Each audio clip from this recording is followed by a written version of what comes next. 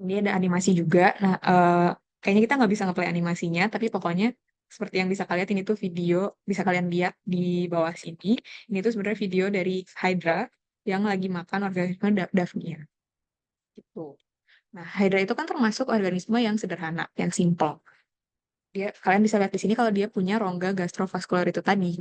Dan dia cuma punya satu lubang di tubuhnya yang berfungsi sebagai mulut untuk mengingest, mengonsumsi makanan, dan juga mengeluarkan zat sisa. Jadi mulutnya multifungsi gitu. Tapi prosesnya sendiri mirip-mirip sama, sebenarnya apa ya, kayak pada dasarnya tuh mirip-mirip sama kita, organisme yang lebih kompleks, yaitu menggunakan enzim, mecah molekul jadi lebih kecil, dan eh, menyerap molekul-molekul kecil. Kalian misalnya di sini ada gastrodermis, dermis, dan sebagainya.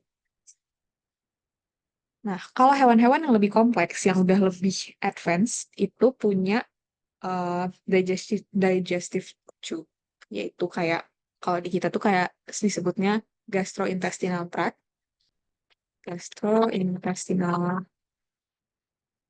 tract, yang biasanya tuh kayak saluran pencernaan gitulah, dengan karena dia tube kan, dia silinder kan, jadi dia punya dua lubang, mulut untuk mengingest makanan dan anus untuk mengeluarkan zat sisa makanan gitu. Terus juga biasanya organisme-organisme yang udah lebih kompleks itu punya daerah-daerah sendiri gitu untuk melakukan pencernaan, absorpsi dan lain sebagainya. Dan ini semua diregulasi dengan sangat ketat gitu supaya nggak terjadi ya hal-hal yang tidak diinginkan lah untuk metabolisme kita. Kalian bisa lihat di sini ada contohnya di cacing. Kalian bisa lihat di sini ya, dia punya gastrointestinal tract itu tadi, dan dia punya mulut dan anus. Begitu juga di serangga dan unggas.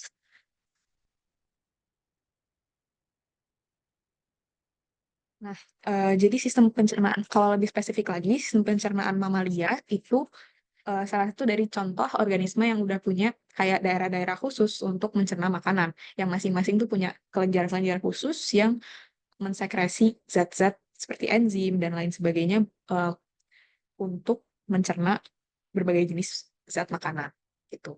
Kalau di mamalia itu ada kelenjar ludah, pankreas, hati, dan juga gallbladder tuh apa namanya, empedu, kantong empedu.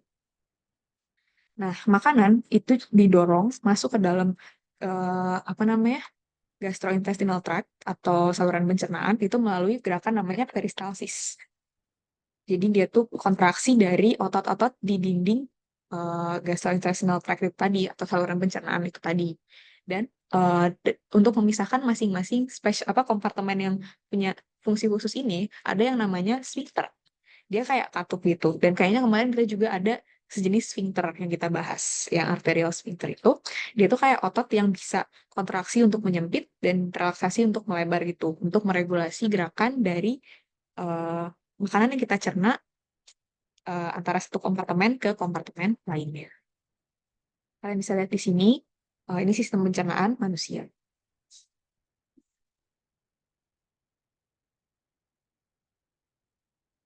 Nah, tahap pertama dari pencernaan di manusia itu mekanis dia, dan dia terjadi di rongga mulut. Di rongga mulut sendiri ada kelenjar ludah yang dia mencerna makanan menggunakan ludah atau saliva. Saliva ini fungsinya untuk selain dia melubrikasi makanan yang kita makan, yang masuk ke rongga mulut, itu juga berfungsi untuk apa namanya, melarutkan zat-zat makanan itu. Apa, gigi itu termasuk organ pencernaan juga, tapi dia organ pencernaan aksesoris. Terus istilahnya organ pencernaan aksesoris. Dia punya makanan jadi lebih kecil secara fisik, makanya dia pencernaan secara mekanis, dan makanan yang kita punya ini dia bercampur sama amilase yang ada di saliva kita. Amilase ini dia memecah polimer-polimer glukosa atau polisakarida. Saliva juga mengandung mukus yang isinya apa, yang mengandung air, garam, terus juga ada beberapa sel-sel epitel dan glikoprotein. Tapi perlu diingat kalau pencernaan yang terjadi di mulut pencernaan karbohidrat yang terjadi di mulut itu minimal banget karena belum diproses sedetail atau sedalam itu.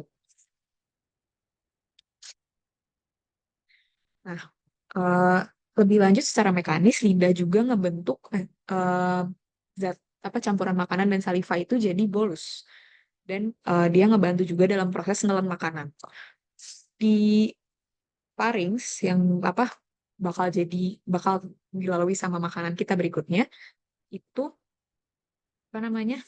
Dia tuh tempat pertemuan antara esofagus atau kerongkongan sama trakea atau tenggorokan. Perlu diingat kalau tenggorokan itu masuknya ke paru-paru dan kerongkongan itu masuknya ke lebih lanjut lagi tuh ke lambung dan dia terkait sama sistem pencernaan. Nah, di esofagus atau kerongkongan itu ada peristalsis. Jadi di situ udah terjadi peristalsis atau kontraksi dinding-dinding dari esofagus itu buat ngedorong makanan masuk. Nah, pas kita melakukan penelan ini, ada yang namanya epiglottis. Dia tuh kayak katup gitu. Nah, dia itu apa namanya? Dia kayak ketika kita menelan supaya makanan tuh nggak salah masuk ke paru-paru, epiglottis ini bakal nutupin jalan masuk ke trakea atau ke tenggorokan. Dan si bolus ini diarahin sama apa larynx yang udah ditutup. Larynx itu komponen dari sistem pernafasan ya. Dia bakal kayak diarahin gitu sama larynx yang udah ketutup ini ke apa namanya ke kerongkongan gitu supaya nggak salah masuk. Nah, kadang-kadang kita kalau keselak, ya, kita kan batuk-batuk kan. Nah, itu ada refleks dari tubuh kita yang kayak eh, dia nggak berhasil gitu ngarahin makanan kita masuk ke kerongkongan seperti seharusnya, tapi malah eh, masuk ke tenggorokan. Tuh, dan refleksnya terjadi supaya makanan kita keluar dari tenggorokan dan apa namanya mencegah makanan masuk ke paru-paru. Nah, ini tadi pada dasarnya gambar dari apa yang tadi aku udah jelasin. Kayak misalnya di sini ada farinksnya, terus ada epiglottis yang nantinya bakal nutup kalau misalnya kita lagi down. Tuh. Terus kalian bisa lihat di sini ada peristalsis, di mana kontraksinya itu kayak terjadinya tuh selang-seling gitu. Ada yang relax, depannya terus kontraksi. Terus nanti relax lagi, kontraksi lagi. Tuh. Dengan kayak gitu, makanan jadi kedorong masuk ke lambung. Oh ya, nah ini salah satu sphincter yang tadi sempat dibahas. Kalau misalnya makanan mau masuk, sphincter ini bakal rileks. Ototnya bakal melebar dan makanan bisa masuk ke dalam lambung. Berikutnya ada lambung. Lambung itu pada dasarnya tempat kayak penyimpanan makanan dan dia mensekresikan gastric juice atau biasa kita sebut sebagai asam lambung.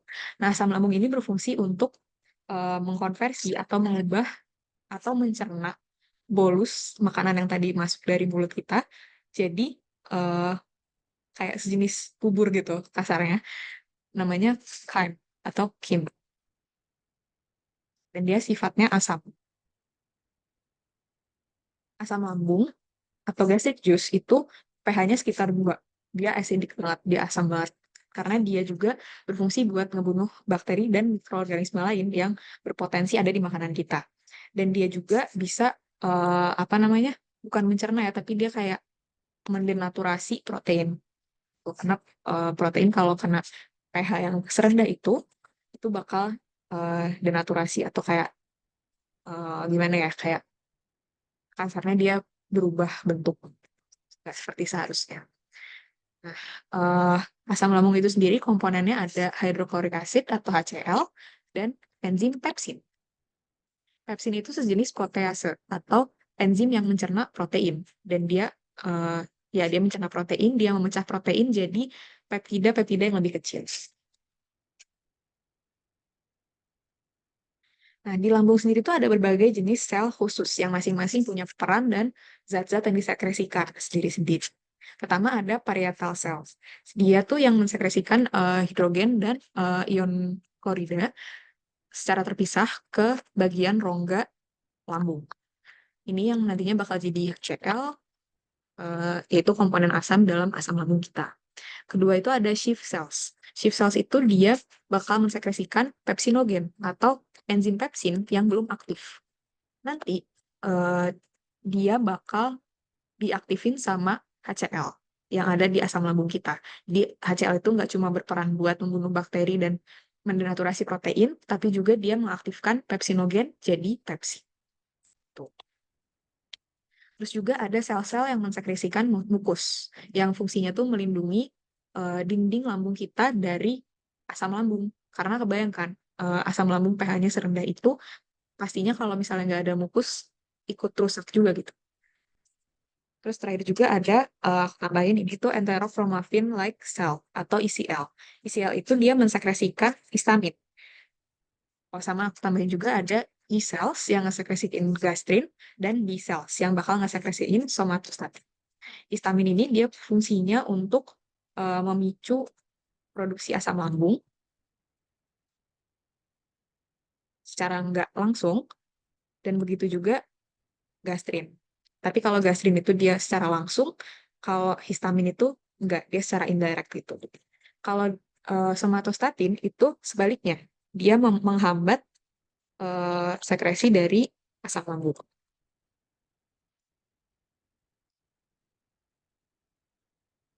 Dan sekaligus juga dia menghambat proses pencernaan.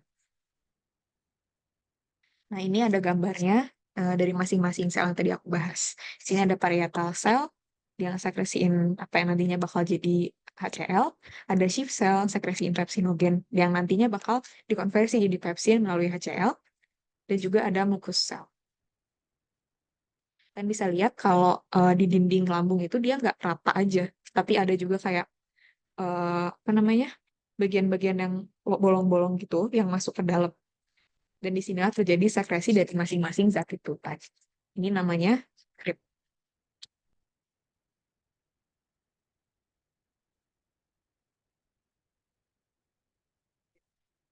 Eh, di lambung juga tuh bisa terjadi eh, beberapa berbagai macam penyakit atau kayak gangguan. Dan eh, beberapa juga bisa disebabkan sama bakteri. Contohnya gastric ulcer atau tukak lambung, yaitu kayak dinding lambung kita kayak apa ya rusak gitu, luka-luka karena infeksi bakteri Helicobacter pylori. Helicobacter pylori ini tuh memicu infeksi dari sel-sel epitel di lambung yang nantinya bakal apa namanya menyebabkan kayak radang gitu. Dan ujung-ujungnya kalau dibiarin lama bikin lambung kita jadi luka gitu. Di lambung kita juga ada gerakan apa namanya kayak kontraksi dan relaksasi dari otot-otot dinding lambung kayak peristalsis gitu. Tapi dia fungsinya bukan buat mendorong makanan, bukan cuma buat mendorong makanan, tapi juga untuk kayak apa ya, mencampurkan konten lambung itu sendiri yang tadi masuk ke lambung dan kayak apa ya, jadi lebih ke nyampurin konten-konten lambung itu sendiri. Nah, karena lambung ini kan dia bergerak kan, karena dia kontraksi sama relaksasi. Jadi di ujung-ujung lambung itu ada sphincter di bagian atasnya sama di bagian bawahnya. Sphincter. Supaya nanti konten apa isi lambung kita yang lagi dicerna ini itu nggak keluar-keluar. Kalau misalnya ada gangguan di sphincter kalian, misalnya dia kayak nggak bisa dengan benar, itu eh, apa itu sesuatu yang biasa kita sebut sebagai GERD.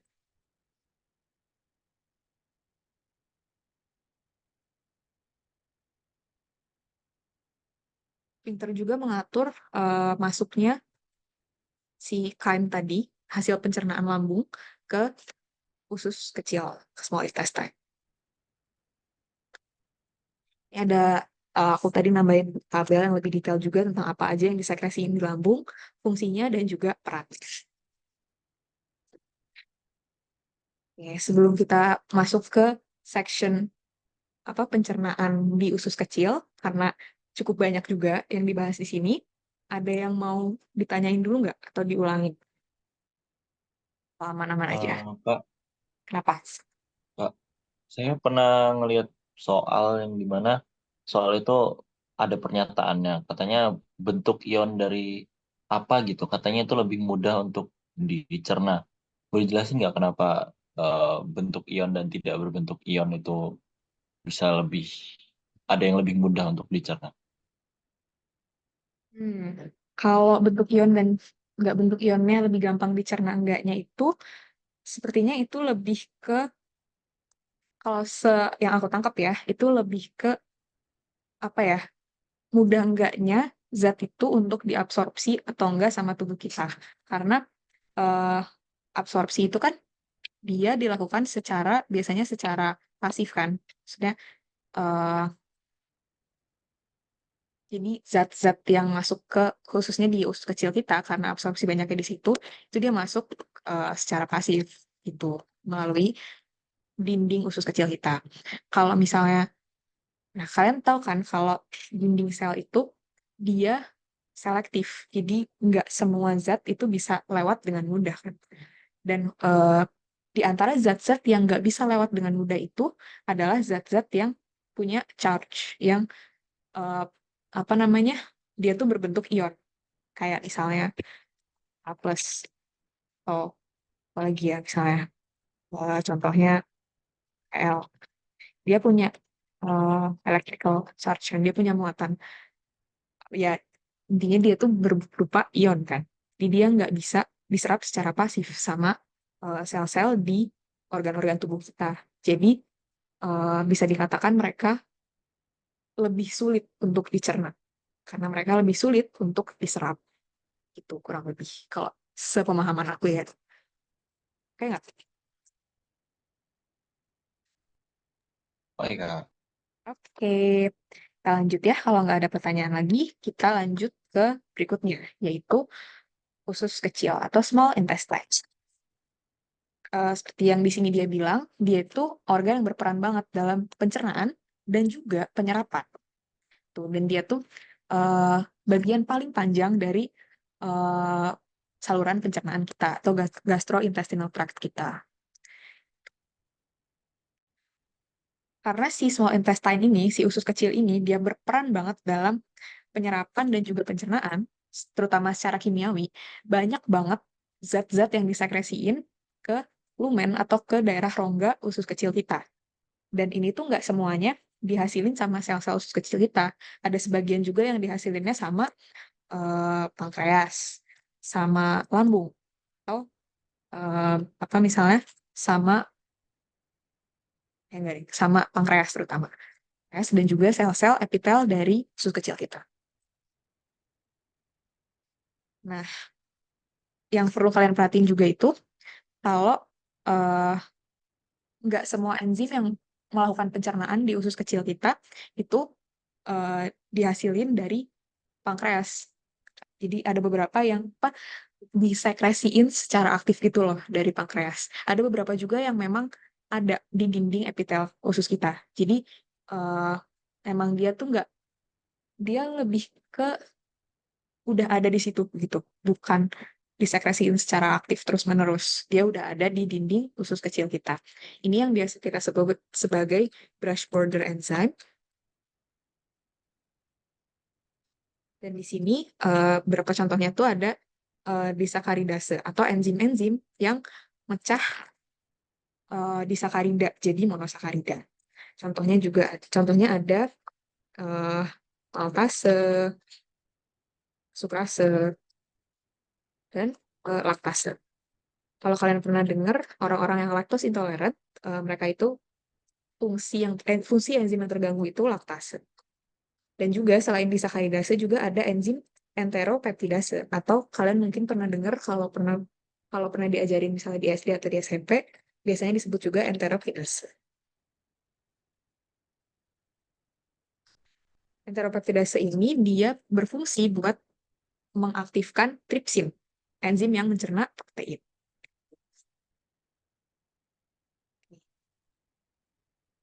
Jadi si tripsin dan kemotripsin ini diaktifinnya sama enteropeptidase yang ada di brush border atau di lapisan epitelium usus kecil. Itu. Terus juga ada enzim-enzim yang digunakan untuk mencerna nucleic acid kayak DNA atau RNA, dan juga kalau kalian perhatiin di sini kalau terjadi pencernaan dari lemak juga di usus kecil tuh. Dan Ini kayaknya cukup penting buat ditambahin, kalau pencernaan lemak itu nggak cuma dilakukan sama enzim lipase, tapi juga dilakukan sama cairan empedu atau bile. Jadi lemak itu dia dicerna sama cairan empedu atau bile yang juga eh, apa ya, termasuk dari zat-zat yang disekresikan ke usus kecil kita, tapi dia dari liver, dari hati.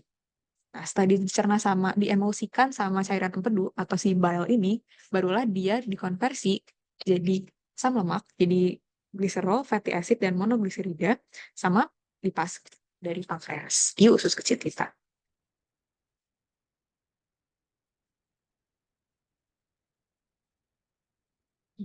Nah, usus kecil atau small intestine kita itu kebagi jadi tiga, yaitu duodenum, jejunum, sama ileum.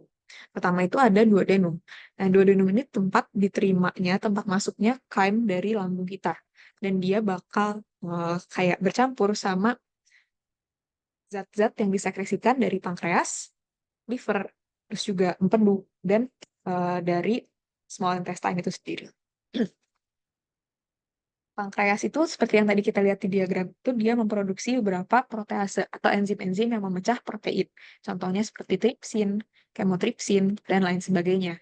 Nah, tripsin sama kemotripsin ini dia diaktifasi di dinding duodenum. Jadi, perlu kalian ingat kalau mereka disekresiin dalam bentuk yang belum aktif. Jadi, pankreas itu memproduksi bentuk yang belum aktif, yang inaktif, atau kita sebut sebagai tripsinogen. Nanti tripsinogen ini baru diaktifasi di dinding duodenum oleh enzim yang tadi aku sebutin, yaitu enteropeptidase. Sifat sekresi dari pankreas itu basa, dan fungsi sifat basa ini tuh untuk menetralisir sifat asam dari kim yang masuk dari lambung. Kenapa dia basa juga? Karena dia ada bikarbonat. Itu dia mengandung bikarbonat. Nah, berikutnya ada cairan empedu. Cairan empedu seperti yang tadi aku bilang juga, dia membantu dalam pencernaan lemak. Empedu itu dihasilkan di liver dan dia disimpan di kantung empedu atau gallbladder. Nah, lebih lanjut juga, empedu itu dia menghancurkan sel-sel darah merah yang udah nggak berfungsi, yang udah non-fungsional. Nah, cara dia membantu pencernaan lemak itu sendiri dengan mengemulsi, dengan kayak apa yang menggumpalkan si lemak-lemak itu.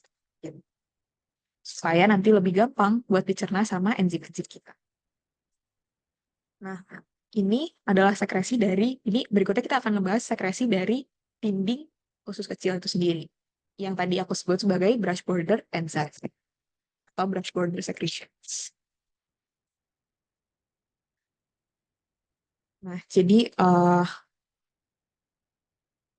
pencernaan secara enzimatik, secara kimia yang dilakukan di usus kecil itu dilakukan sambil juga usus kecil melakukan peristalsis, melakukan gerakan kontraksi dan relaksasi, yang dia itu menggerakkan si kain itu masuk apa buat sekaligus dicerna dan diserap, tapi juga kayak mencampurkan eh, apa zat-zat yang udah dicerna ini gitu. Pencernaan tuh paling banyak terjadi di duodenum. Kalau jejunum sama ileum itu fungsi utamanya absorpsi biasanya. Absorpsi nutrien sama air. Nah, yang penting kita ketahui juga tuh, usus kecil itu punya luas permukaan yang besar banget. Karena dia tuh nggak rata. Jadi dia itu eh, seperti halnya tadi lambung ada kayak bolong-bolong yang masuk gitu. Di usus kecil itu ada villi sama mikrofili. Yang dia tuh bentuknya kayak gini, kayak keluar gitu. Nah, eh villi sama mikrofili ini dia bikin dinding usus tuh jadi kalau dilihat kayak berkerut gitu karena dia ada yang keluar-keluar dan ada yang lebih ke dalam. Dan ini bikin luas permukaan dari usus kecil kita itu makin besar. Dan luas permukaan yang besar itu bikin area kontak dari usus kecil kita sama zat-zat makanan yang masuk itu jadi gede banget supaya absorpsi atau penyerapan itu bisa dilakukan dengan lebih optimal lagi gitu. Dan dia bisa terjadi lebih cepat kan jadinya penyerapannya karena luas apa karena dia banyak banget jadinya kontak sama si zat makanan yang di kita cerna ini gitu. Nah, ini yang tadi sebenarnya ditanyain sama Maharda juga. Jadi dibahas di sini. Transport makanan atau transport nutrients melalui dinding usus kecil itu bisa terjadi secara pasif atau secara aktif, depending on the nutrient. Jadi dia tergantung sama sifat nutrien yang dicerna ini. Kalau misalnya dia pasif, dia bakal terjadi lebih mudah karena dia nggak perlu energi kan. Kalau misalnya terjadi secara aktif, yang mana biasanya ini terjadi ke apa namanya kayak ions gitu, apa eh, zat-zat yang nggak bisa melalui dinding sel secara pasif, itu dia perlu energi. Kayak dia disebut active transport.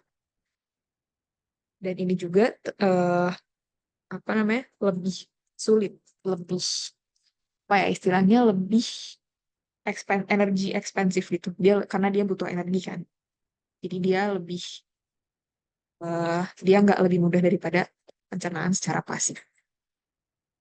Kalian bisa lihat di sini kalau apa contoh dari si Fili itu tadi. Dia kayak keluar gitu.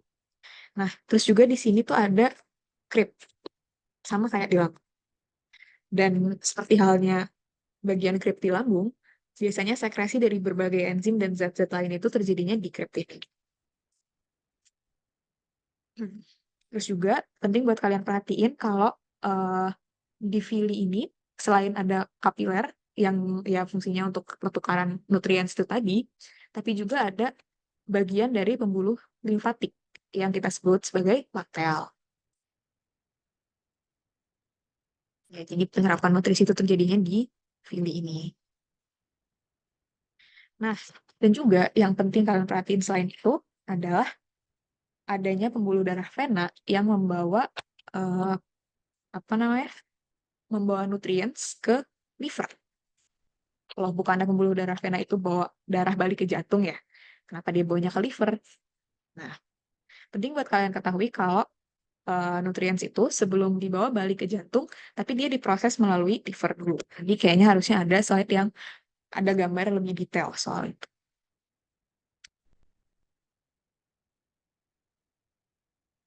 Nah, jadi eh, pembuluh vena yang bawa nutriens ke liver itu tadi namanya hepatic portal vein. Dan dia bawa darah yang kaya akan nutrisi hasil dari absorpsi itu tadi dari apa namanya pembuluh darah kapiler di villi usus kecil ke liver dan baru habis itu ke jantung. Nah, liver sendiri ini tuh dia meregulasi distribusi dari nutriens ini dan juga dia banyak apa ya melakukan eh, bukan pencernaan ya jadi kayak konversi dari molekul-molekul makanan yang udah dicerna ini biasanya untuk jadi kayak jaringan-jaringan yang lebih besar kayak makromolekul yang nyimpan energi gitu. Kayak seperti kalian misalnya tahu uh, glikogen, ya kan untuk menyimpan energi atau jaringan adiposa atau lemak.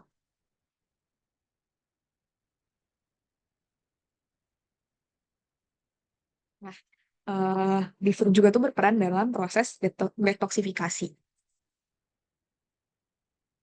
Nah, ini gambar lebih lanjutnya. Kalian bisa lihat di sini ada pembuluh vena si hepatic portal vein ini. Terus baru dari situ ada hepatic vein. Jadi bedakan antara hepatic portal vein sama hepatic vein. Kalau hepatic vein bawa darah dari liver ke jantung, kalau hepatic portal vein itu dari usus ke liver.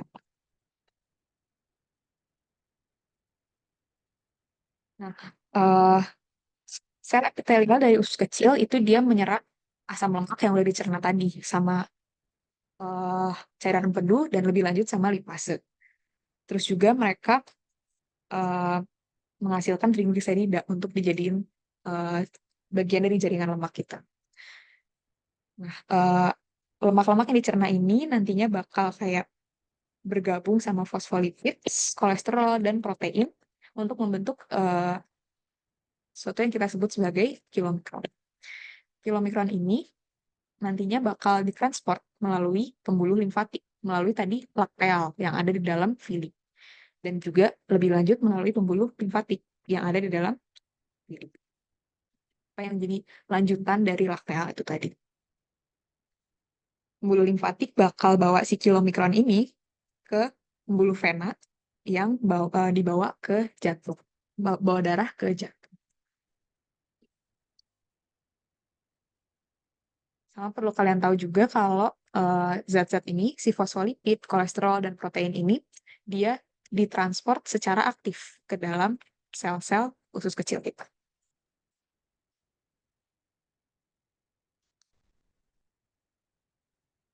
Nah, ini cuma kayak diagram lanjutnya soal penyerapan dari zat lemak yang udah dicerna. Nah, misalnya di sini kalau lemaknya dipecah jadi asam lemak dan monogliserida, yang terus nanti bergabung jadi trigliserida, dan nanti bergabung sama fosfolipid, kolesterol, dan protein. Jadi kilomikron dan masuk ke lakteal.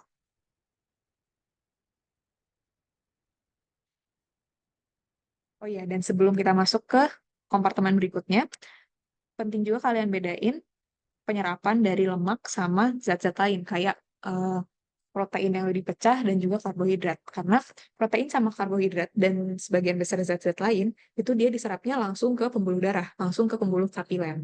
Kalau misalnya lemak, itu dia lewat lakteal dulu.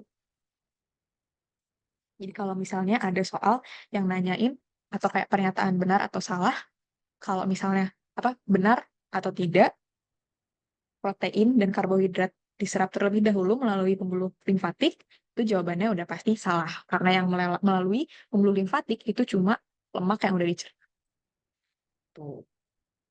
Sebelum masuk ke kompartemen berikutnya, yaitu usus besar, ada yang mau ditanyain dulu?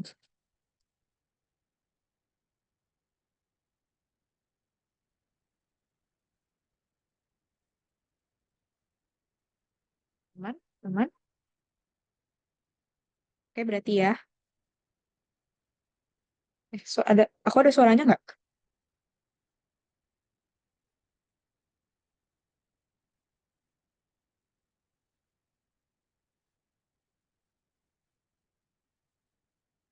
Oke, sip. Kalau gitu, kita langsung lanjut aja ke sip. Kalau gitu, kita langsung lanjut aja ke usus besar. Nah, usus besar itu ada beberapa section, ada beberapa bagian. Pertama tuh ada kolon yang biasanya kita eh, kalau lihat di diagram-diagram itu bagian yang kayak agak berlipat-lipat gitu. Dan ada sekum. Sekum itu kayak bagian di mana usus kecil sama usus besar tuh kayak eh, agak nyambung gitu ketemu. Dan juga terakhir ada eh, extension atau kayak perpanjangan atau lanjutan dari si sekum ini, yaitu appendix atau kita biasa sebut juga sebagai eh, usus buntu. Nah, si appendix ini sendiri itu sebenarnya masih agak diperdebatkan gitu, kayak fungsinya tuh apa gitu sebenarnya dalam sistem pencernaan manusia. Tapi eh, ada beberapa yang bilang kalau dia itu ada peran eh, kecil dalam sistem imun tubuh kita. Dan apa kayak biasanya juga terkait sama apa namanya tuh eh, produksi dari sel-sel limfosit. Tapi ini juga masih kayak diperdebatkan gitulah. Nih, kalian bisa lihat di sini ada kolon yang ini, yang berlipat-lipat ini, terus ada sekum, tempat ketemunya usus kecil sama usus besar, dan juga ada appendix, si usus buntu itu tadi. Oh ya, ini ada eh slide-nya agak acak-acakan ya, tapi ini ada jadi proses penyerapan dari protein. Kalian bisa lihat kalau di sini protein itu diserap, dan dia langsung ke pembuluh darah. Dia nggak melalui pembuluh limfatik terlebih dahulu. Dan oh ya, dan apa namanya protein itu khususnya eh, apa namanya dipeptida dan tripeptida itu ditransfer masuk ke dalam sel-sel usus melalui transporter namanya peptid. Oke, balik lagi ke usus besar. Jadi fungsi utama dari kolon, dari bagian kolon di usus besar, itu untuk penyerapan air yang masuk melalui saluran pencernaan. Dan di kolon ini ada berbagai apa ya, flora sistem pencernaan, banyak bakteri gitu biasanya. Dia salah satunya tuh yang paling terkenal, yang mungkin kita semua pasti pernah dengar, itu Escherichia coli atau E. coli. Dia ada peran memproduksi vitamin juga. Dan biasanya dia eh, apa ya, kayak kasarnya dia kayak makanin eh, zat-zat sisa yang masuk ke dalam kolon kita dan nggak diserap gitu. Nah, kolon itu nanti pada akhirnya bakal menghasilkan apa yang kita sebut sebagai feses. Feses ini dia isinya zat-zat sisa yang nggak diperluin sama tubuh kita dan nggak diserap, dan juga bakteri. Dan dia karena dia melalui kolon ini kan airnya diserap terus-menerus kan. Jadi makin jauh dia bergerak di kolon, itu makin keras, makin solid, makin berkurang airnya gitu. Nah, feses itu bakal disimpan di rektum sampai akhirnya apa, di satu titik nanti dia bakal dikeluarkan lewat anus. Di anus sendiri itu ada dua jenis sphincter, dua jenis otot yang bisa menyempit dan melebar. Dan ini bersamaan dengan rektum itu dia berfungsi apa ya, mengontrol bowel movement atau pergerakan dari usus besar gitu. Nah, ketika kita mau melakukan defekasi atau buang air besar, pertama tuh dinding rektum itu bakal kayak menurun gitu karena ya kasarnya kan penuh gitu, banyak isinya. Nah, sphincter ini, dua jenis sphincter yang tadi ada di anus, yaitu internal anal sphincter sama external anal sphincter, itu bakal masing-masing berkontraksi dan berelaksasi. Dan perlu kalian tahu kalau mereka tuh bekerjanya berlawanan. Nah, dalam hal ini, ketika kita mau melakukan defekasi, internal anal sphincter, internal anal sphincter itu bakal relaksasi. Dan eksternal anal sphincter itu bakal kontraksi.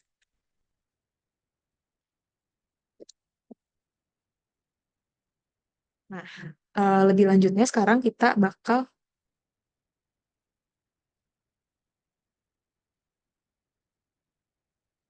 kayak ada pertanyaan, jadi Kak, anal itu sebenarnya sebenarnya ngambil dari mana sih Kak? Eh, jadi ini sebenarnya dari anus namanya. Jadi eh, kasarnya mungkin kita bisa bilang yang terkait sama anus gitu. Gitu bukannya pertanyaannya? Oh, aku salah memahami. Tapi ya kayak gitu kira-kira.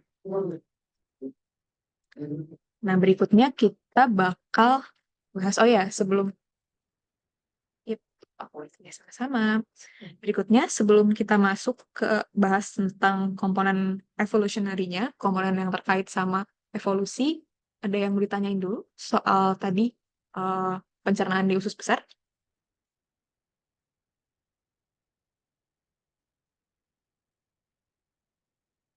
Aman, aman?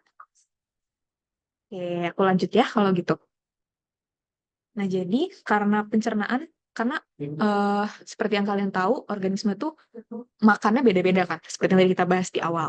Dan organisme yang sejenis sendiri, kayak misalnya eh, bulk feeders sendiri tuh dibagi jadi beberapa jenis kan, tergantung apa yang mereka makan. Kayak herbivora, omnivora, karnivora, gitu kan.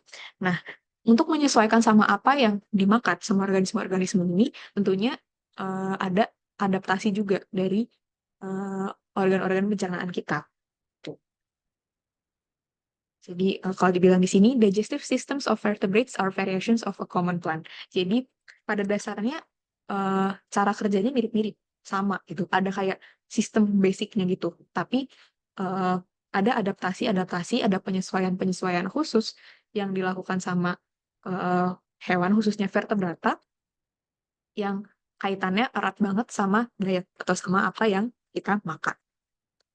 Nah, pertama tuh ada adaptasi dental, yaitu apa ya, penyesuaian dari yang dilakukan pada gigi kita. Tuh, dentition atau gigi dari hewan-hewan itu salah satu contoh yang benar-benar merefleksikan diet dari hewan tersebut. Gitu. Dan kalau dibilang di sini, kalau sukses apa keberlangsungan dari suatu organisme mamalia itu salah satunya juga karena adaptasi yang dilakukan di gigi. tuh yang disesuaikan banget sama apa yang dimakan. Nah, biasanya kalau vertebrata yang nggak termasuk mamalia itu biasanya giginya nggak apa ya, nggak se disesuaikan itu, nggak se-specialized itu gitu. Tapi ada juga yang kayak pengecualian-pengecualian. Misalnya apa namanya, gigi dari ular berbisa tuh yang dimodifikasi jadi taring untuk menginjek racun. Atau kayak tadi yang kita lihat itu yang baleen whale itu, dia juga kan itu modifikasi dari gigi yang apa namanya digunakan buat menyaring makanan karena dia suspension feeder. Tapi itu mamalia ya.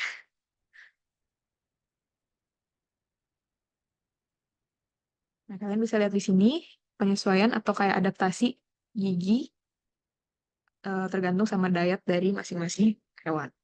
Kalau karnivora tuh biasanya dia punya kanin atau gigi taring yang lebih besar, lebih define. Kalau misalnya herbivora itu biasanya dia punya molar atau gigi geraham yang apa namanya lebih besar ketimbang kanin atau gigi taring. Nah, ini omnivora, gigi kita. Tuh kita punya kanin, tuh gigi taring, gigi seri, dan juga gigi geraham yang masing-masing ya kurang lebih besarnya mirip-mirip. Karena kita kemakan segala. Selain adaptasi di bagian gigi, juga ada adaptasi di bagian lambung dan usus. Biasanya kalau karnivora itu punya apa namanya bagian lambung yang lebih besar dan lebih gampang untuk melebar, lebih besar gitu. Sedangkan kalau herbivora dan omnivora itu secara umum punya saluran pencernaan yang lebih panjang dibanding sama karnivora. Karena eh, hewan-hewan itu, karena apa namanya, kita secara organisme itu lebih sulit untuk mencerna apa namanya vegetasi, mencerna tumbuh-tumbuhan gitu kan. Jadi kita perlu waktu lebih lama untuk mencerna tumbuhan itu. Kalian bisa lihat di sini, tuh kalau misalnya organisme karnivora itu dia punya apa namanya eh usus kecil atau small intestine yang dia relatif nggak sepanjang hewan yang herbivora. Dan kalian juga bisa lihat di sini sekum yang lebih kecil dibanding sama hewan herbivora. Kenapa? Karena sekum ini juga berperan dalam pencernaan tumbuhan. Sekum ini berperan dalam fermentasi dari tumbuh-tumbuhan yang dicerna. Makanya pada hewan herbivora dia lebih panjang, lebih divide dibanding hewan karnivora. Tuh. Nah, ini yang tadi apa namanya dibahas juga sebentar soal sekum itu. Jadi banyak herbivora yang punya kompartemen atau kayak ruang sendiri untuk melakukan fermentasi eh, tumbuhan yang dimakan. Dan biasanya fermentation chambers atau kompartemen fermentasi ini itu ada mikroorganisme khusus, ada bakteri-bakteri khusus yang bisa mencerna selulosa. Karena seperti yang tadi aku bilang, biasanya hewan-hewan vertebrata itu nggak punya enzim sendiri untuk mencerna tumbuh-tumbuhan. Tuh. Nah, selain sekum yang lebih panjang, adaptasi yang sebenarnya paling kelihatan dari hewan herbivora itu ruminants atau eh, apa ruminansa. Nah, kalau kalian pernah dengar, kalau sapi itu hewan memamah biak, nah itu karena mereka punya ruminans ini. Mereka punya istilahnya beberapa perut gitu. Dan bisa lihat di sini. Ada perut pertama ada rumen, retikulum, terus ada omasum dan abomasum. Sebenarnya mereka fungsinya juga mirip-mirip sama perut pada manusia, lambung pada manusia untuk mencerna. Tapi kalau pada sapi, sebenarnya yang dibilang perut sejati itu abomasum. Karena yang lain tuh kayak fungsinya mirip-mirip satu sama lain dan lebih ke mempersiapkan pencernaan pada abo masuk. Nah, seperti yang tadi juga aku bilang di awal, kalau sistem pencernaan itu diregulasi dengan sangat ketat. Intake dari makanan dan penggunaan nutrisi itu sendiri bervariasi, tergantung sama apa yang dimakan sama hewan dan lingkungan dari hewan itu sendiri. Nah, masing-masing kompartemen dari sistem pencernaan itu diaktifasi dan inactivate, diinhibit atau kayak dihentikan gitu sesuai dengan kebutuhan dan sesuai dengan berjalannya pencernaan itu sendiri. Nah, ada sebenarnya sistem saraf yang khusus untuk mengatur sistem pencernaan kita, namanya enteric nervous system. Kalau kalian pernah dengar, kalau sistem pencernaan kita itu kayak otak kedua, itu karena enteric nervous system ini, si divisi sistem saraf yang mengatur pencernaan kita, itu banyak banget sarafnya. Dan makanya, dan dia kayak benar-benar mengatur pencernaan kita dengan sangat detail gitu. Makanya sering dibilang dia tuh kayak otak kedua. Sistem endokrin atau sistem hormon itu juga membantu regulasi dari sistem pencernaan kita melalui apa namanya menghasilkan hormon.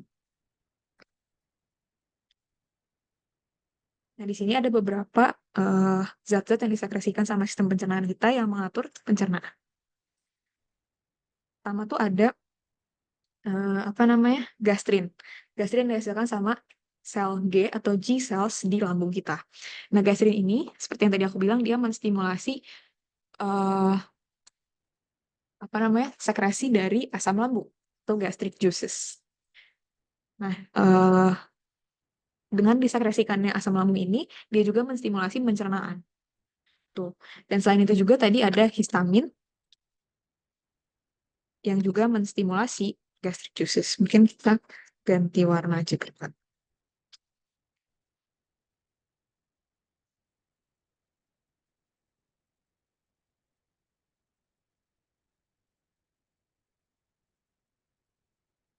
Nah, berikutnya itu ada beberapa enzim yang dihasilin sama pankreas dan sel-sel tertentu di pankreas untuk membantu pencernaan di khususnya di duodenum, di usus kecil kita.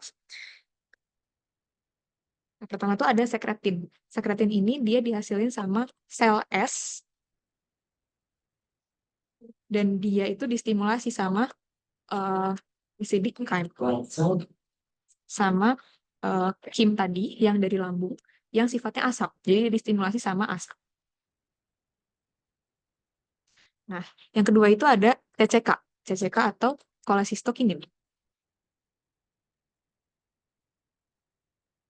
Nah, cholecystokinin itu distimulasi sama eh, apa namanya?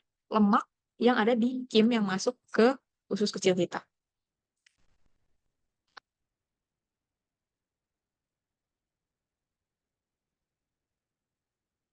Nah,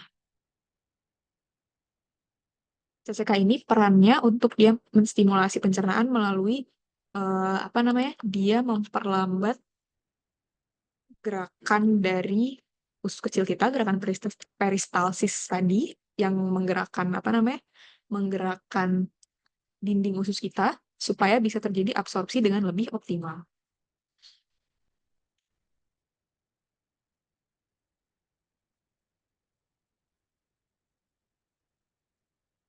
Nah, juga eh kolesistokinin ini dia menstimulasi sekresi dari eh balik. Dia mengurangi sekresi dari asam lambung. Gitu.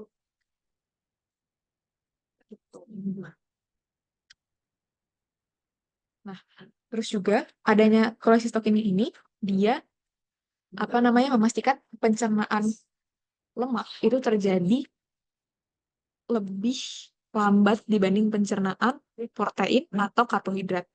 Karena eh, perlu kalian tahu kalau lemak itu dicerna dengan lebih lambat, dia butuh waktu yang lebih lambat untuk dicerna sama tubuh. Dan dia juga menstimulasi sekresi dari bile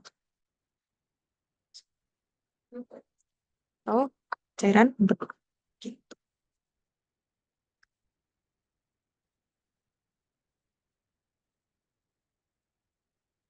Selain ini juga ada namanya eh, apa namanya gastrointestinal peptide atau GIP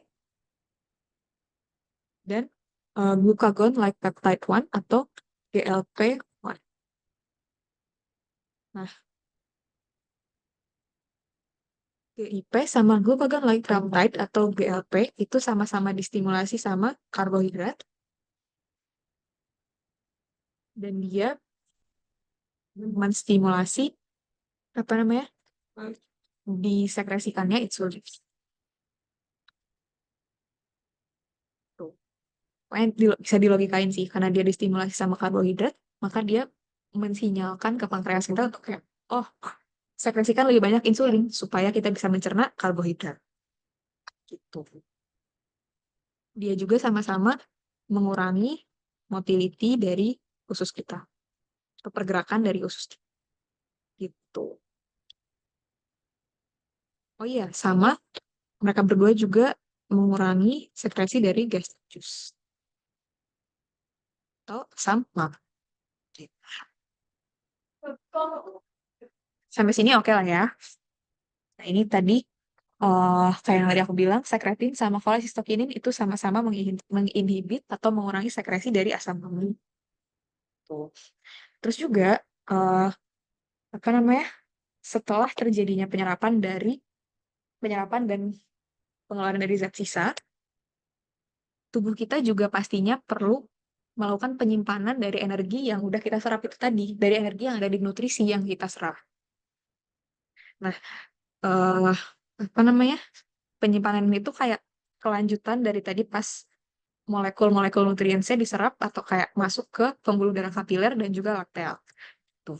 Di manusia, energi itu pertama disimpan di liver dan juga di sel-sel otot dalam bentuk glikogen. Glikogen itu dari karbohidrat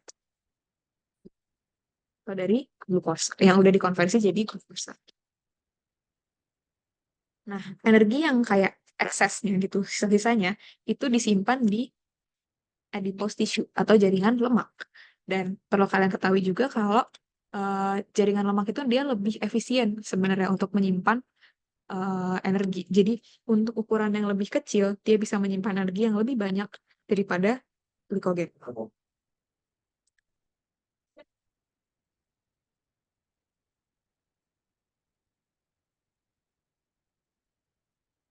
Nah, sewaktu-waktu glikogen itu bisa dipecah sama enzim-enzim tertentu di tubuh kita untuk menghasilkan energi dalam bentuk ATP atau ATP untuk bahan bakar proses-proses metabolik di tubuh kita. Yang berperan di sini itu hormon insulin sama glukagon. Jadi mereka berdua itu sama-sama berperan untuk meregulasi kapan glikogen itu dipecah dan kapan glikogen itu dipecah jadi glukosa, dan kapan glukosa itu disusun jadi glikogen. Gitu. Nah, regulasi dari glukosa ini tuh terjadinya di liver, di hati. Makanan yang kaya akan karbohidrat itu menaikkan kadar insulin di tubuh kita. Dan itu memicu sintesis dari glikogen. Karena makanan yang banyak karbohidratnya artinya makin banyak juga glukosa di tubuh kita. Karena makin banyak glukosa, maka tubuh kita juga kayak memberi sinyal untuk cepat-cepat glukosa ini disusun jadi glikogen supaya lebih banyak energi yang bisa disimpan. Nah, gula darah yang rendah atau hypoglycemia itu memicu glukagon. Nah, glukagon ini dia memecah glikogen jadi glukosa. Glikogen jadi glukosa. Karena atau untuk mengkompensasi untuk kayak eh apa namanya? Kayak nutupin kekurangan glukosa yang kita sedang alami ini, si hypoglycemia ini.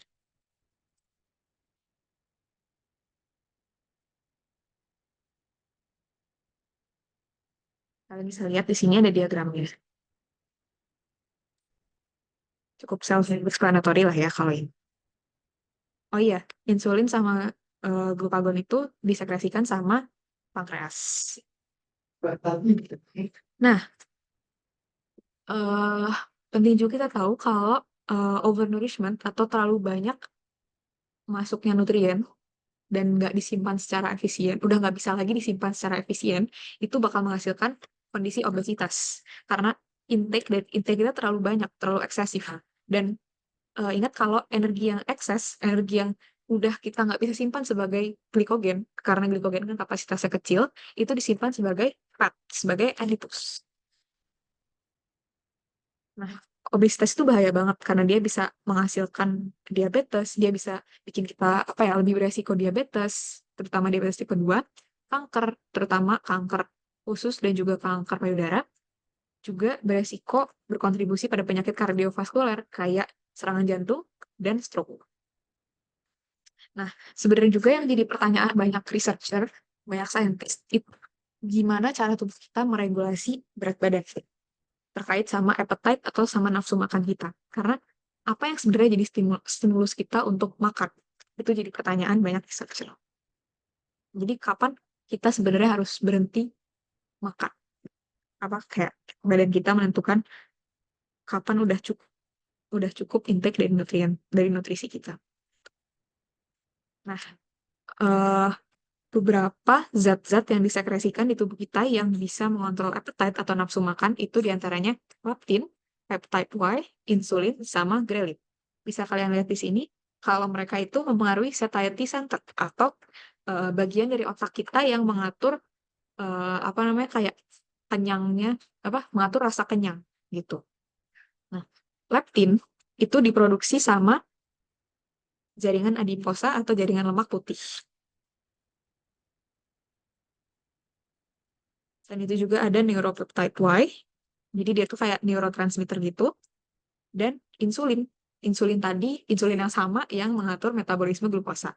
Nah, leptin ini itu dia eh, apa namanya?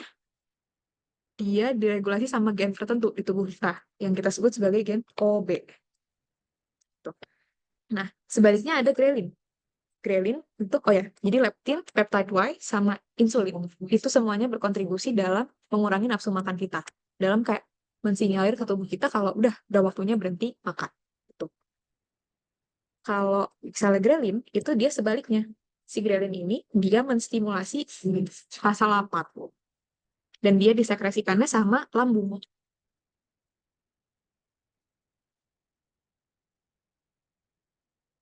Selain empat sekresi ini juga ada kontribusi dari kolesistokinin sama GLP-1. Dia juga sama-sama membantu mengurangi rasa lapar. Gitu.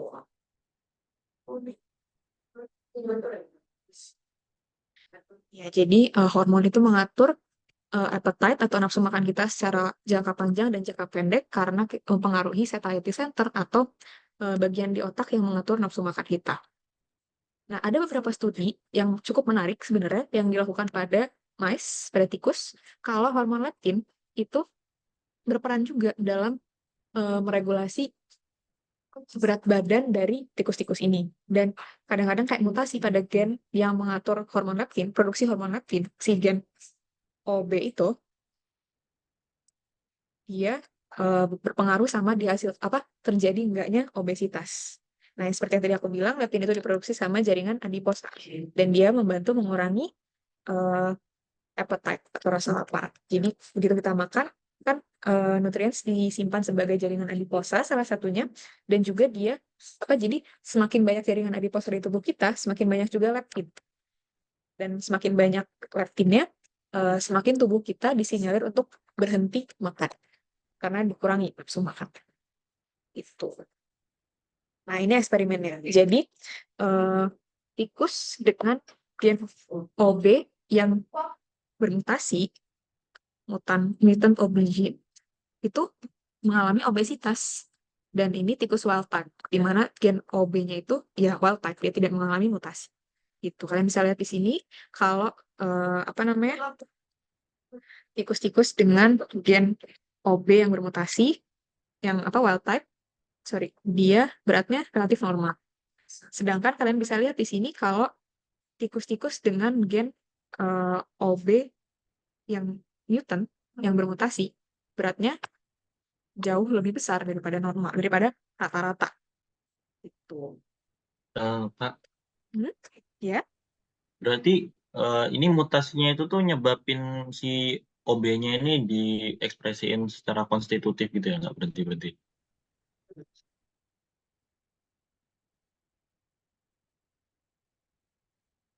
Jadi ya pokoknya si gen OB ini kan karena dia apa namanya seperti halnya mutasi,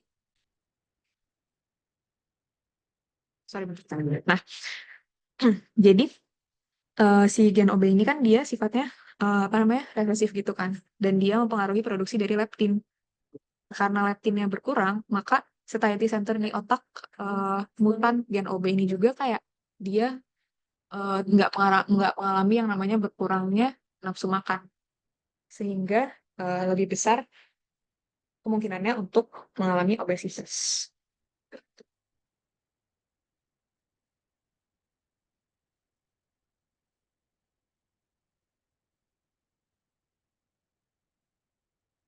Dan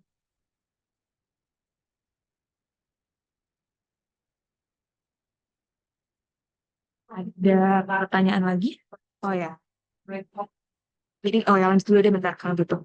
Jadi ada beberapa spesies burung juga yang kita sebut sebagai petrel yang eh, dari sebagai apa ya kayak waktu dia masih berupa anak burung, masih berupa chick, dia apa namanya perlu lebih banyak kalori, lebih banyak jaringan lemak di tubuh mereka supaya bisa mengonsumsi protein. Nah, itu. Nah, nggak, sorry, supaya bisa mengonsumsi protein dari makanan yang kaya akan lemak. Nah, ya jadi kalau berdasarkan tadi yang apa namanya, eh berdasarkan tadi contoh-contoh tadi di mana kadang-kadang kita sepertinya apa hewan-hewan tertentu, termasuk kita juga punya kecenderungan untuk eh, memaintain untuk mempertahankan suatu berat tertentu. Itu kayaknya ada mekanisme apa mekanisme yang evolusioner itu yang terkait sama proses evolusi kita, di mana kita tuh perlu lemak sebanyak-banyaknya sebenarnya supaya bisa survive. Karena individu yang lebih banyak makan makanan berlemak dan bisa menyimpan energi sebagai jaringan adiposa itu punya kemungkinan lebih besar untuk bisa selamat dari wabah, dari famine atau wabah kelaparan.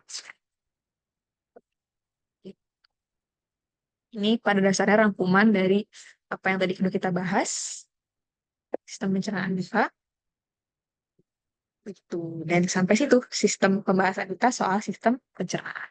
Ada yang mau ditanyain dulu nggak sebelum kita break lagi 10 menit? Sebelum masuk ke sistem pernapasan. Tadi lumayan banyak juga.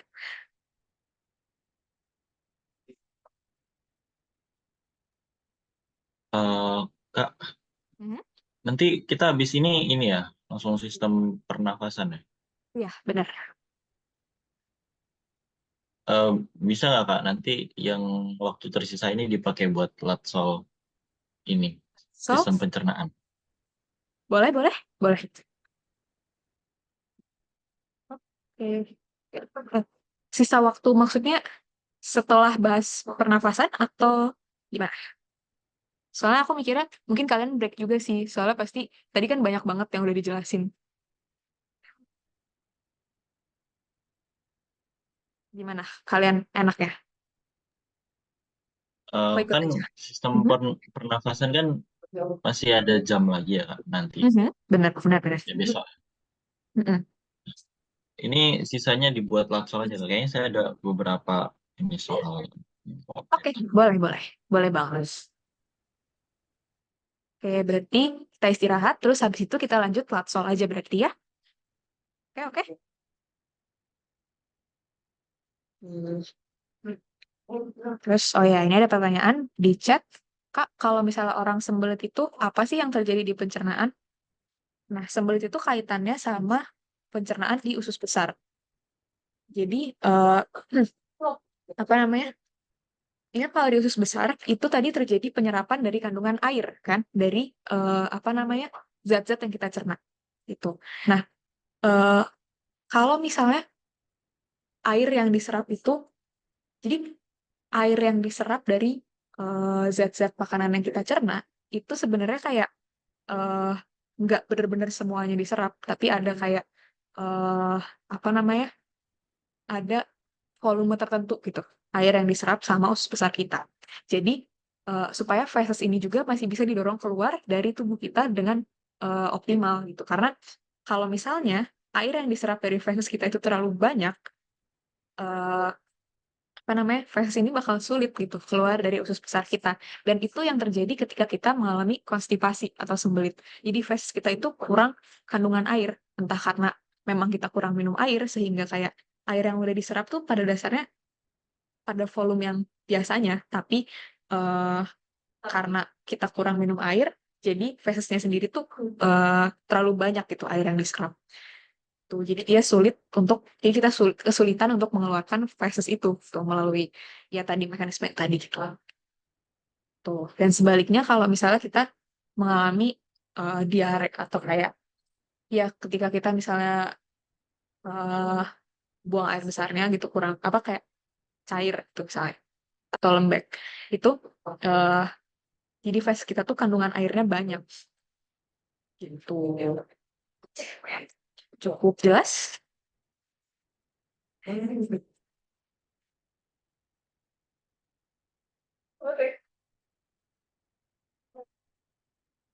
Ada lagi nggak pertanyaan?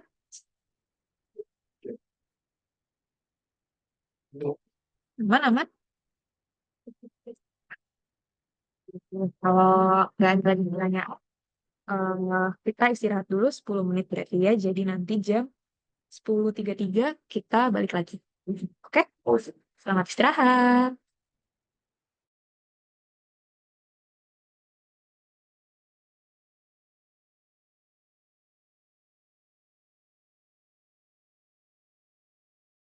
Hai, Kak. Istirahatnya udah beres.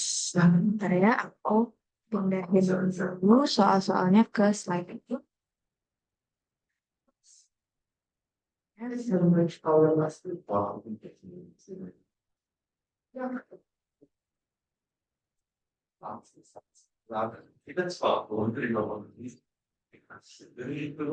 Nah,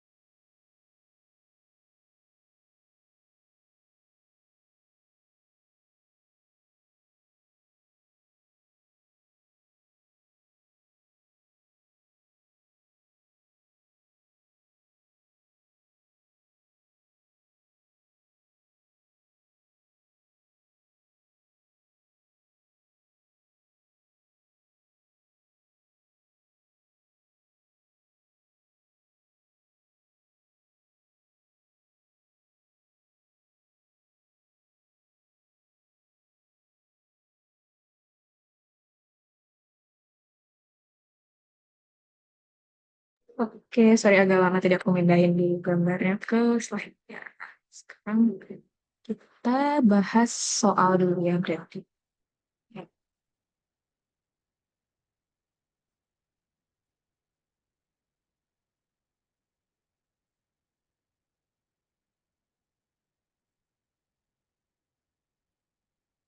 pertama kita bahas dari pertanyaan yang ini dulu kali ya. Jadi di sini kita bisa lihat kalau ada eksperimen mengubah diet dari tikus ke diet ketogenik, terus apalagi high fat diet sama chow atau yang makanan apa yang dietnya normal. Nah, di sini kita bisa lihat kalau mereka mengukur glucose tolerance dan juga insulin tolerance pada tikus-tikus ini. Dan selain itu juga apa namanya? Mereka mengukur parameter lain kayak kadar glukosa, insulin dan eh, ya glukosa sama insulin ya glukosa darah setelah puasa. Oh ya, mereka juga mengukur produksi glukosa endogenous pada tikus-tikus ini. Nah, pernyataan pertama itu, insulin tolerance test dilakukan dengan menyuntikkan glukosa, lalu melihat kadar insulin dari subjek penelitian. Ini salah, karena insulin tolerance test itu dilakukan dengan menyuntikkan insulin, lalu mengukur kadar glukosa. Jadi kebalik di sini dia bilang kalau kita menyuntikkan glukosa baru melihat kadar insulin itu salah. Insulin tolerance test itu yang disuntikin insulin dan kita mengukur kadar gula darah. Yang kedua, hiperglikemia yang disebabkan oleh paparan singkat ketogenic diet disebabkan oleh menurunnya uptake glukosa ke jaringan. Ini benar.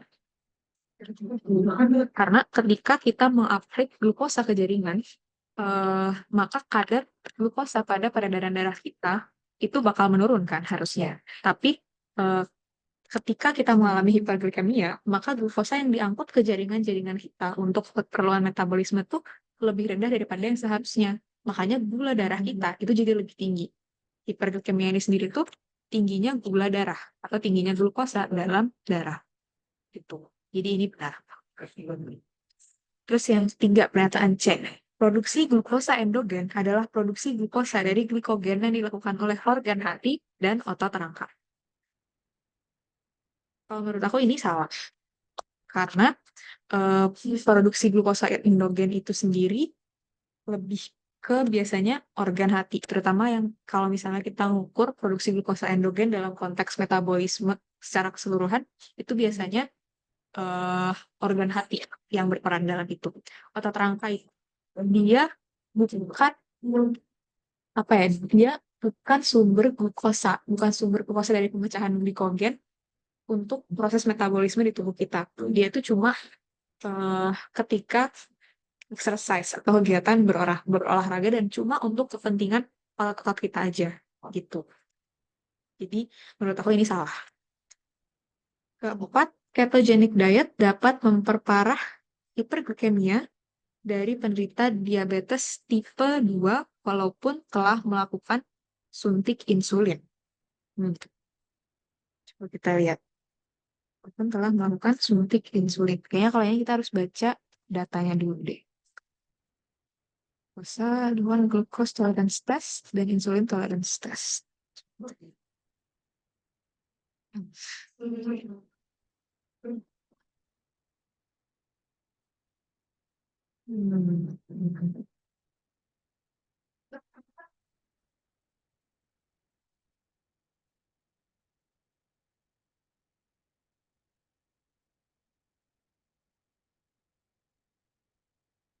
Oh,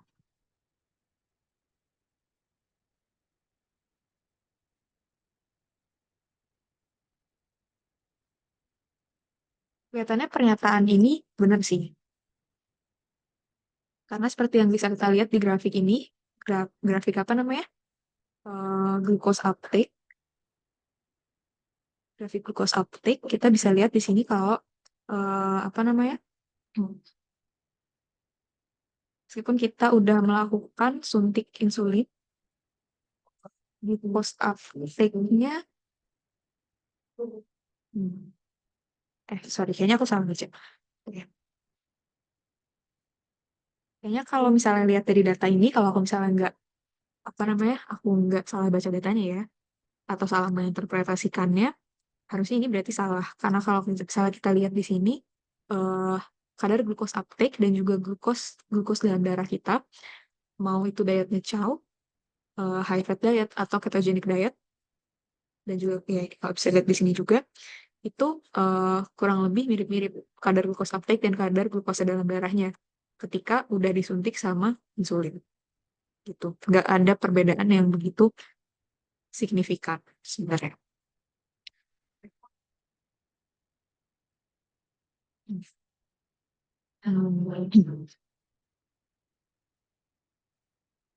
Karena meskipun, dan juga oh ya, selain itu meskipun endogenous glucose production-nya ada perbedaan yang cukup signifikan antara diet high fat diet, chow sama ketogenic diet, di sini uptake dan apa namanya glukosa dan apa pada akhirnya glukosa dalam darahnya juga nggak begitu berbeda ini. Jadi uptake kan bisa mengkompensasi endogenous glucose production itu sendiri. Itu sepertinya. Oh, dan juga apa namanya insulin kan nggak begitu berpengaruh dalam endogenous glucose production itu sendiri karena yang memecah glikogen menjadi glukosa itu kan bukan insulin. Itu. Jadi apa namanya sepemahaman aku pernyataan yang keempat itu salah. Gitu. Oke, ada yang mau ditanyain dulu? Kita sambil diskusi aja kalau misalnya ada yang menurut kalian kayaknya ini kurang tepat nih. Atau ada yang masih bingung.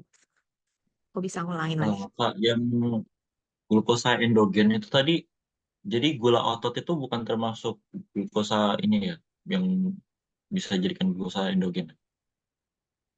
Sepemahaman aku bukan sih. Sudah, ya. Jadi dari liver aja. Setahu gue ya. Jadi glukosa endogen itu sebenarnya definisinya apa? Kalau glukosa endogen itu seharusnya sih glukosa yang digunakan untuk metabolisme keseluruhan di tubuh kita. Kalau setahu dan itu eh, dilakukan produksi glukosa endogen untuk metabolisme tubuh kita itu lazimnya dilakukan sama liver. Kalau otot rangka itu bukan sumber utama dari apa namanya glukosa endogen untuk metabolisme. Tapi karena ini juga maksudnya ini sepemahaman aku ya. Jadi bisa jadi eh apa namanya bisa jadi ini salah gitu. Jadi mungkin aku bisa baca-baca lagi soal glukosa endogen ini dan peran otot rangka dalam glukosa endogen.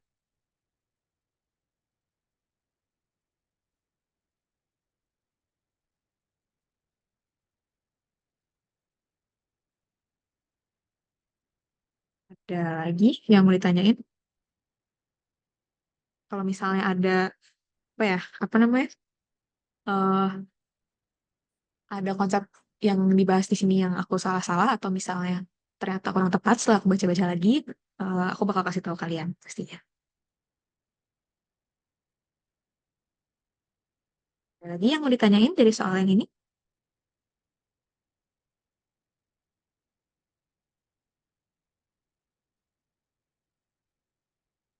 Mana ya berarti harusnya Oh Kak, bentar. apa-apa tuh. Ini, saya agak lupa.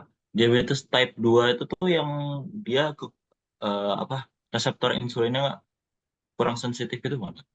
Yang kehilangan sensitivitasnya.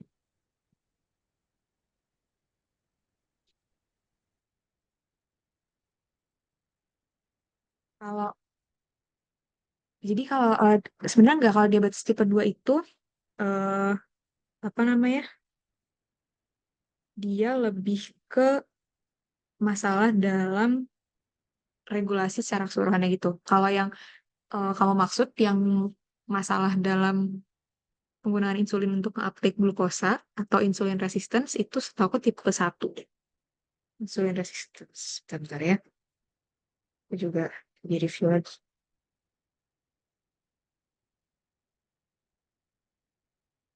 Tapi sebenarnya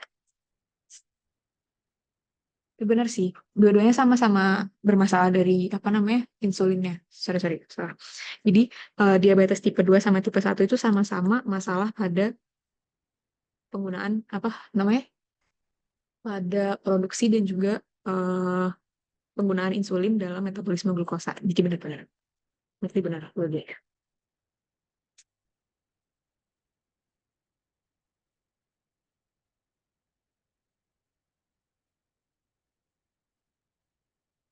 Jadi yang ngebedain tipe satu sama tipe 2, sorry tadi aku rada lupa, yang ngebedain diabetes tipe satu sama tipe 2 itu, jadi kalau tipe satu itu dia lebih ke, apa namanya, pankreas kita tuh sama sekali enggak, eh, screenshot aku ada nggak ya? Sorry, sorry tadi hilang. Jadi, yang ngebedain diabetes tipe satu sama tipe 2 itu, eh, kalau tipe satu itu tubuh sama sekali nggak memproduksi insulin, pankreas sama sekali nggak memproduksi insulin, dimana kalau tipe 2 itu dia cuma kekurangan memproduksi insulin. Gitu. Tapi bener, sama-sama, dua-duanya sama-sama karena eh, apa namanya, sama-sama karena gangguan pada produksi atau pada penggunaan insulin untuk mengaplik glukos. Gitu. Ada lagi yang mau ditanyain?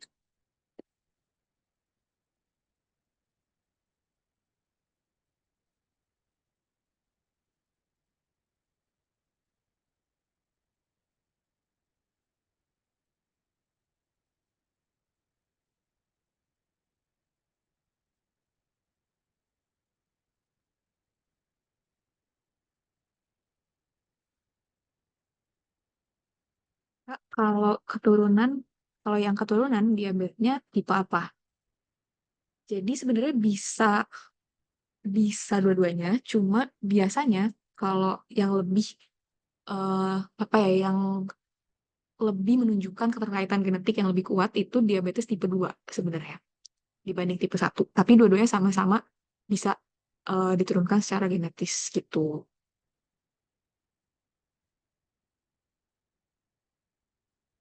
Gitu begitu.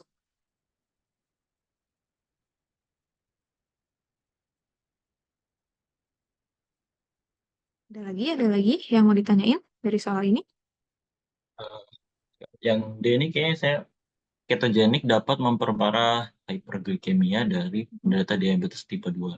Diabetes tipe 2 itu kan, ini yang saya baca, diabetes tipe 2 itu tuh termasuk salah satu faktornya itu ini kan, insulin resistance dari sel-sel tubuh. Mhm.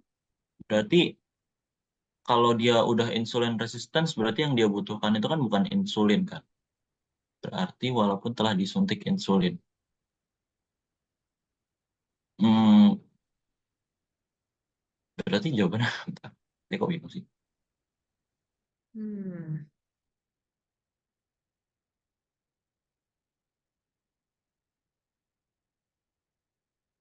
Jadi, hmm,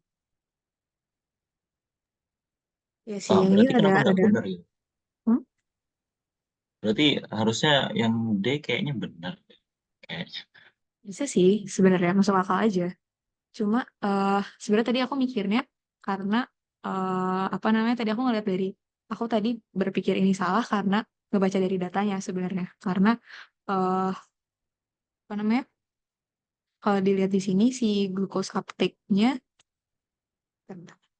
Oh, kadar glukosa di gula darahnya eh nggak menunjukkan perbedaan yang, ya kayak di grafik yang kedua ini, kadar glukosa di gula darahnya nggak menunjukkan perbedaan yang signifikan di grafiknya antara diet yang chow, high fat maupun yang ketogenik kalau misalnya disuntik insulin. Itu jadi kayak, tapi hmm,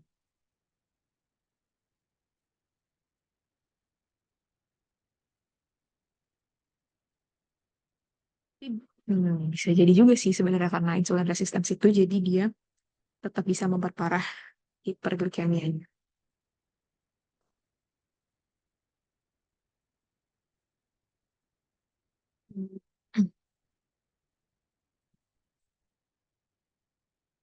F.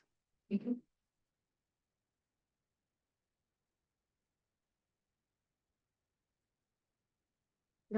Aku perlu baca-baca lagi juga sih mungkin soal ini, tapi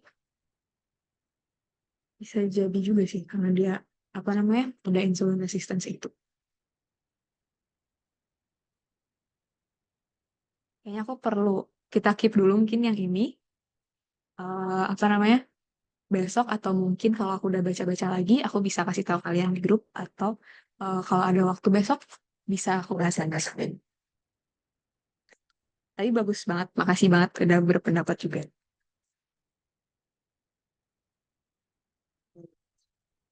Kak, kalau diabetes yang menyebabkan penghitaman di lipatan kulit apa sih Kak? Kalau setahu yang menyebabkan penghitaman di lipatan kulit itu dua-duanya bisa. Karena apa namanya itu kayak gejala umum diabetes mellitus aja gitu. Kayaknya yang setahu yang membedakan antara diabetes tipe 1 dan tipe 2 itu perbedaan signifikannya cuma di seberapa kurang produksi insulin mereka gitu. Produksi insulin dari penderita diabetes itu sendiri.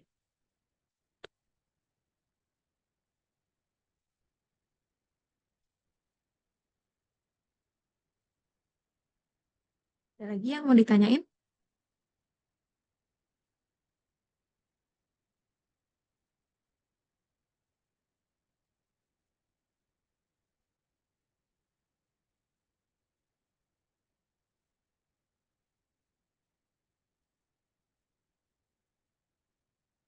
Kalau nggak ada, mungkin kita bisa lanjut ke soal yang lain dulu. Di soal yang pernyataan yang D ini eh, bisa kita bahas lagi sambil aku baca-baca lagi juga.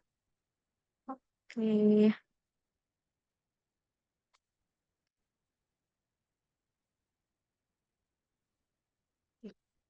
tentukan apakah pernyataan berikut benar atau salah. Dan di sini ada beberapa gambar sistem pencernaan atau saluran pencernaan dari berbagai hewan. Pertama ada anjing, ada badak, panda, manusia, orangutan, dan simpanse. Oke, tentukan apakah pernyataan berikut benar atau salah.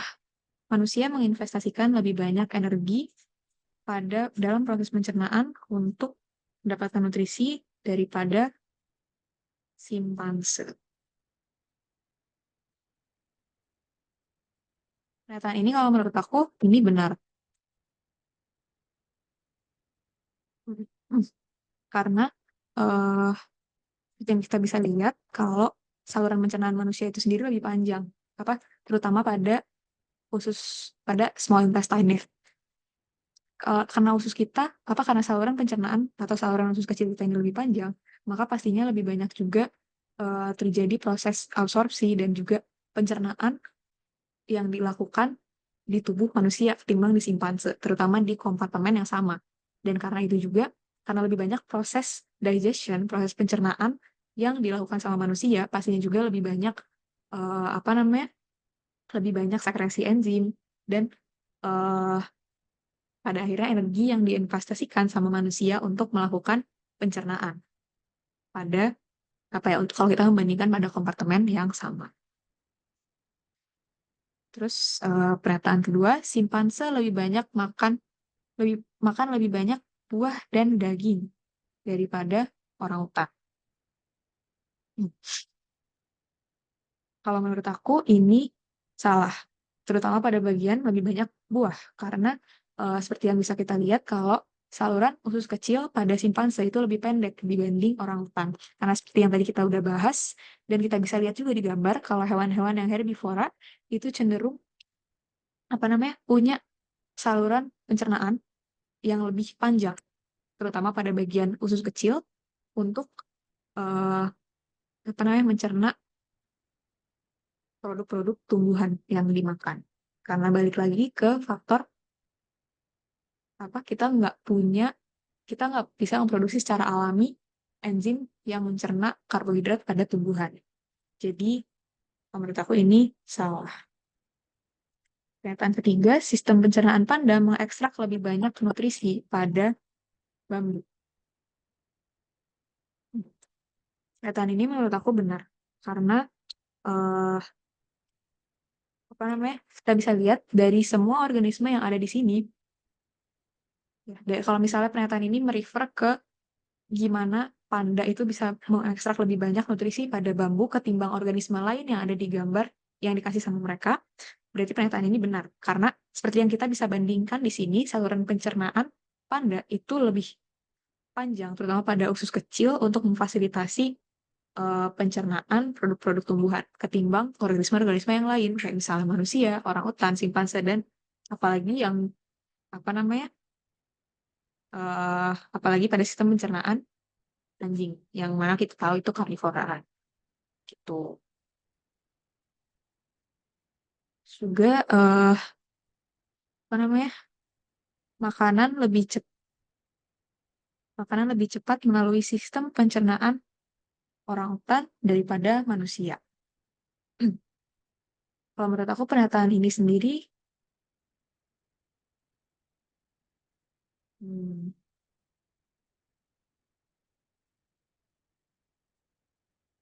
kalau menurut aku pernyataan ini salah. Apalagi kalau misalnya kita membandingkan apa namanya, kita bisa lihat sendiri di gambar ini, kita bisa bandingin kalau daerah Sekum pada orangutan, kalau misalnya aku nggak salah menginterpretasikan gambarnya ya, itu dia relatif lebih panjang daripada manusia. Dan lebih panjang itu di sini, apa namanya, jadi satu-satunya perbedaan yang menurut aku cukup signifikan untuk dilihat ketimbang bagian-bagian lain atau komponen-komponen lain pada sistem pencernaan manusia dan orangutan. Dan karena dia punya sekum yang lebih panjang, kita bisa juga kayak menginterpretasikan kalau orangutan itu lebih banyak melakukan proses pencernaan tumbuhan ketimbang manusia. Dan karena balik lagi tumbuhan itu lebih lama dicernanya ketimbang produk-produk daging atau hewani, maka kita bisa bilang juga kalau misalnya makanan lebih cepat melalui sistem pencernaan orangutan daripada manusia. Apa? Kak, Safia? itu yang D itu yang dilingkari itu bukan ini ya Kak, appendix-nya ya? Apa tuh? Hmm.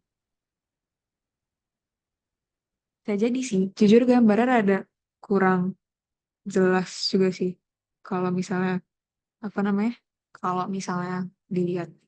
Tapi tetap sih kalau menurut aku pernyataan yang ini salah juga. Soalnya pun misalnya itu bukan sekum yang bisa kita bandingin untuk melihat seberapa banyak mereka mencerna tumbuhan, nggak ada perbedaan yang cukup signifikan sih antara dua sistem pencernaan ini untuk bisa bilang lebih lama di orangutan daripada di manusia.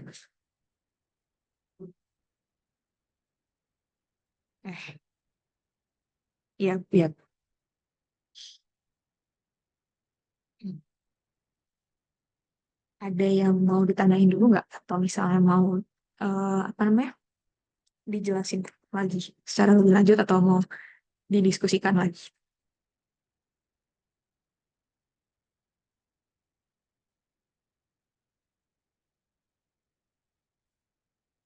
Kak, Semakin jadi apa enggak? yang bisa di yang bisa disimpulin buat sistem pencernaan hewan-hewan karnivora Hmm. sama herbivora itu perbedaan Hmm. paling mencoloknya ada di mana aja? Jadi perbedaan paling mencoloknya sendiri itu pertama ada di biasanya kayak panjang saluran pencernaannya.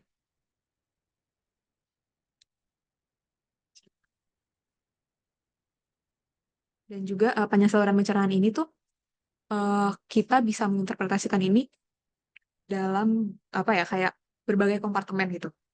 Kayaknya ini aja sih yang harus kayak di-emphasize atau ditekankan. Jadi panjang saluran pencernaan ini di sini maksudnya bisa panjang ususnya, usus kecil ya, maksudnya kayak intestine, small intestine. Dan juga bisa juga kayak apa ya, ada lebih banyak kompartemen apa ya, perut kayak di sapi tadi yang kita bahas yang perut mamah biak itu, dan juga di sekum. Nah, eh, biasanya saluran pencernaan itu akan lebih panjang, lebih banyak kompartemennya atau lebih apa ya, kasarnya lebih besar pada hewan-hewan yang herbivora ketimbang karnivora relatif. atau tiap ininya hewan yang mengonsumsi tumbuhan dibanding hewan yang sama sekali tidak mengonsumsi tumbuhan relatif. Karena eh, balik lagi kita nggak memproduksi sendiri enzim untuk mencerna apa ya produk-produk tumbuhan nabati. Jadi kita perlu proses fermentasi dan perlu proses pencernaan secara kimiawi khususnya yang lebih lama dibanding ketika kita cuma mencerna dagingan aja. Betul.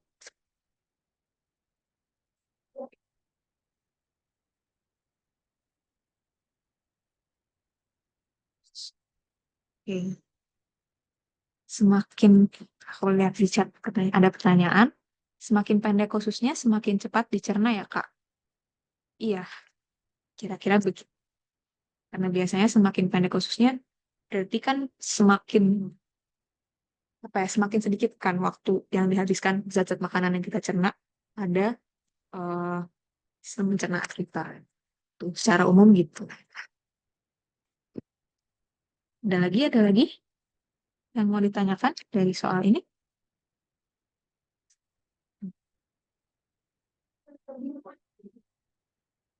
Oh iya Kak, sama ini tadi. Kalau misalnya kita ngebandingin yang sama-sama misal sama-sama omnivora gitu, Mhm, kan mereka kan pasti punya ya kalau panjangnya nggak terlalu ini ya nggak terlalu signifikan gitu bedanya. mhm. Yang paling mencolok kalau kita ngebandingin dua omnivora itu tuh dari mana Kak? Kalau dua omnivora itu sebenarnya jadinya nggak ada apa ya, nggak ada patokan yang khusus jadinya kayak ini ya. Apa namanya?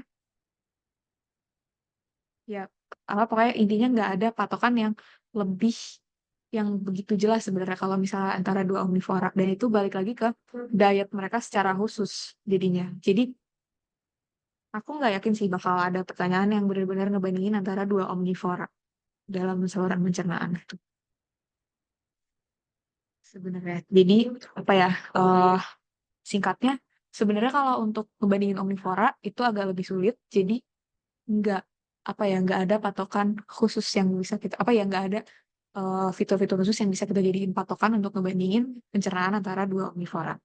Cuma jadinya mungkin kita bisa bilang kalau pencernaan yang terjadi antara dua omnivora itu relatif bakal mirip-mirip waktunya. Tuh.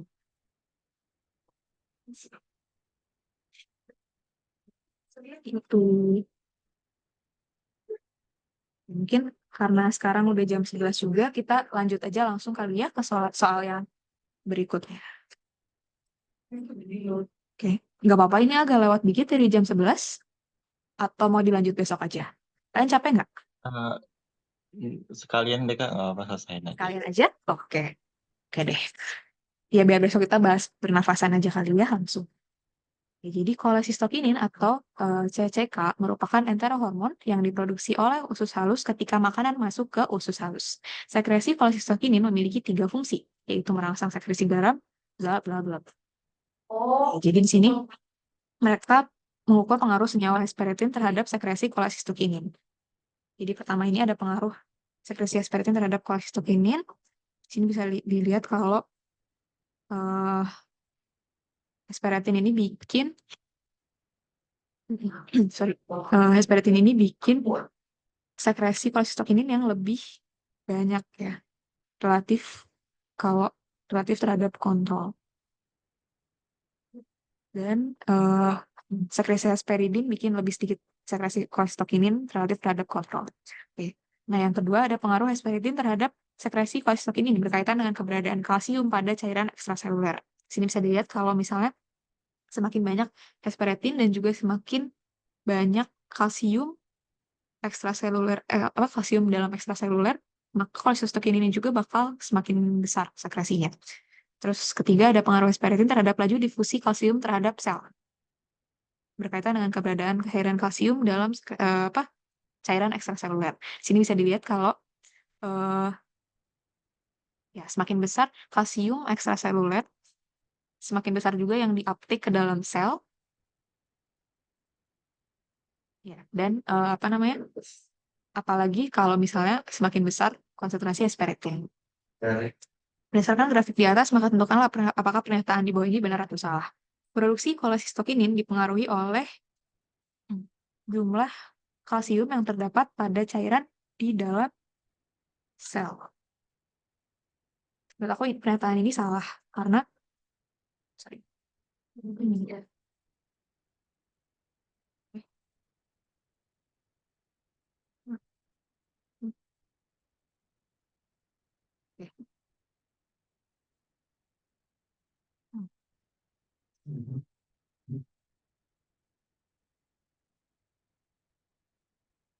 Jadi kalau menurut aku pernyataan ini salah karena eh, kita bisa lihat di sini kalau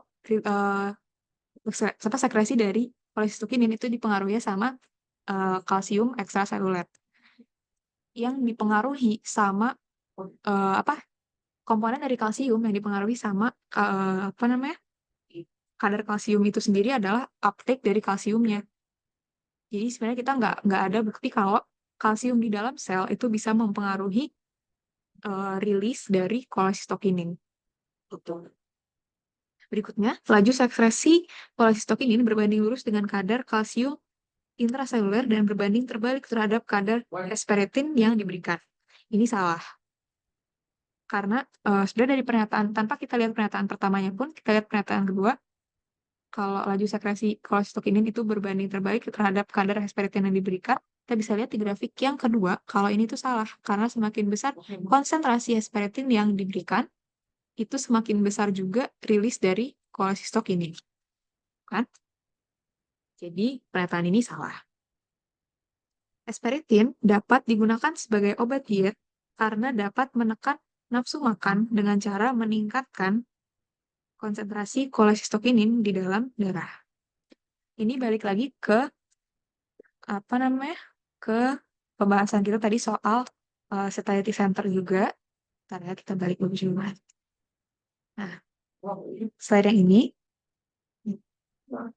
ya, di mana tadi seperti yang aku tambahin juga kalau kolesistokinin itu juga berkontribusi dalam menekan nafsu makan pada satiety center atau bagian otak kita yang apa namanya menghasilkan respon nafsu makan. Jadi karena hesperitin ini naikin kadar kolesistokinin dan kolesistokinin itu dia menekan nafsu makan, maka kita bisa bilang kalau ya kita bisa menggunakan hesperitin untuk menaikkan kadar kolesistokinin dan juga menurunkan nafsu makan. Itu. Oke, terus pernyataan terakhir, semakin tinggi hesperitin yang dikonsumsi, maka semakin lama makanan berada di dalam lambung. Pernyataan ini salah ya, karena eh, apa namanya hormon kolesitokin itu sendiri berperan dalam pencernaan pada bagian usus kecil atau pada bagian duodenum. Jadi kita nggak bisa bilang kalau dia apa namanya berpengaruh dalam sebentar. Nggak fokus. Nggak fokus.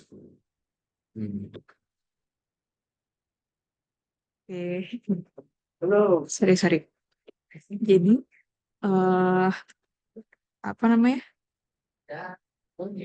Sorry, sorry, bentar, bentar.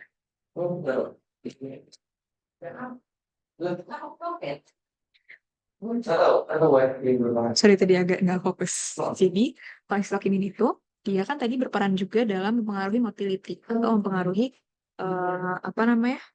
Mempengaruhi pergerakan pada lambung.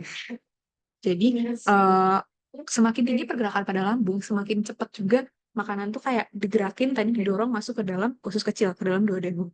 Nah, jadi kalau misalnya semakin kecil gerakan lambung, semakin lambat gerakan pada lambung, seperti yang dilakukan sama rilis dari kolesistokinin, maka semakin lama juga makanan ada di dalam lambung. Karena apa ya, gerakannya tuh kan makin lambat. Jadi makin nggak kedorong ke kompartemen berikutnya, yaitu usus kecil. Karena hesperitin ini mempengaruhi rilis dari kolesistokinin, maka eh, apa makin banyak hesperitin, makin banyak juga kolesistokinin, dan semakin lambat juga gerakan pada lambung. Gitu. Jadi pernyataan ini benar. Gitu. Sorry tadi agak nggak fokus, maaf Eh, ya. tadi Kenapa? ya, koles kolesterol kolesitokinin tadi itu berperannya di mana Kak? Ini bekerjanya. Jadi, sebenarnya tadi kayaknya ada di slide ini juga. Jadi si kolesistokinin itu dia bekerja pada eh, apa namanya dia tuh mempengaruhi pencernaan pada berbagai kompartemen pada tubuh kita. Jadi di antaranya tuh dia mempengaruhi apa namanya pergerakan pada lambung. Oh di sini aku gak perjelas sorry. Jadi dia tuh mempengaruhi pergerakan pada lambung dan dia juga mempengaruhi apa namanya sekresi dari asam lambung dan juga dia mempengaruhi juga sekresi empedu. Jadi dia menurunkan asam lambung dan menaikkan empedu. Harusnya di sini mungkin ada panah satu lagi kali ya. Gitu. Jadi dia singkatnya dia berpengaruh pada lambung, berpengaruh pada kantong empedu atau gallbladder, dan juga dia mempengaruhi eh, apa namanya tadi satu lagi tuh satiety center atau pada otak gitu.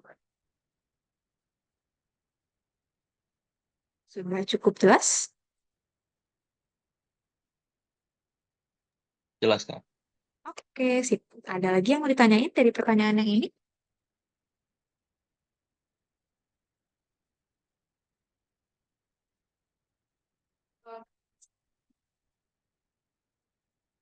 Cukup Pak. Cukup.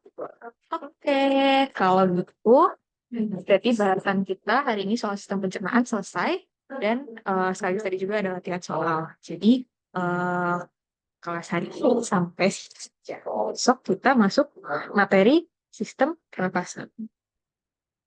Ya, tapi, pokoknya kalau kalian ada pertanyaan atau kayak kayak tadi yang apa kita udah bahas terus ada yang aku masih nggak yakin atau aku masih apa ternyata setelah aku baca-baca lagi apa yang aku jelasin itu salah, aku bakal langsung kasih tahu kalian either lewat WA atau di kelas berikut. Oke, terima kasih semua udah hari ini juga dan udah ikut kelas hari. Sampai ketemu besok.